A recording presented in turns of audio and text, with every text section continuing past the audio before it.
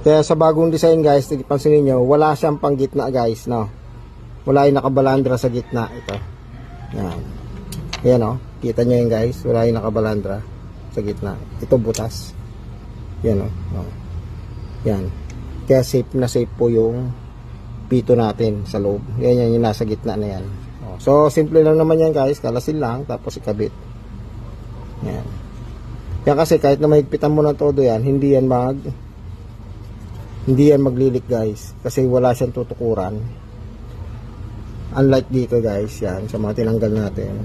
Ganun po. Yan. O, yan o. Diba? So, may difference po siya. So, yun po guys. So, tatanggalin na natin to.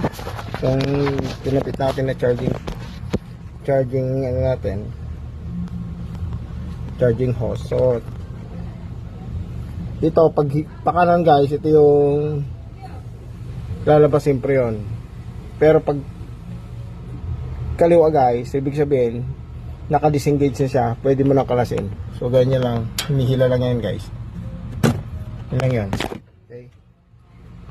Ganun lang po guys. So ito, pwede na ito itakip. Yan. Pwede na itakip dito yan. Yan po. Ito po yung sinasabi ko na ito, ito yung isang cause kung bakit nagbabawas minsan ng preyon mo. So nagtataka ka bakit wala naman leak, wala naman taga sa mga evaporator, pero tsaka condenser, pero nababawasan ka ng karga.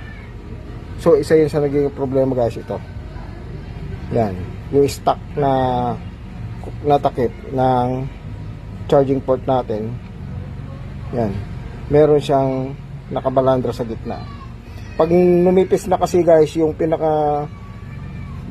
pinaka-insulator mo sa loob, yung goma na yon, pag manipis na po yan at tumukod yon, pag hinigpitan mo na todo at tutukod yan guys dito, so yun, maglilik talaga. Yun po.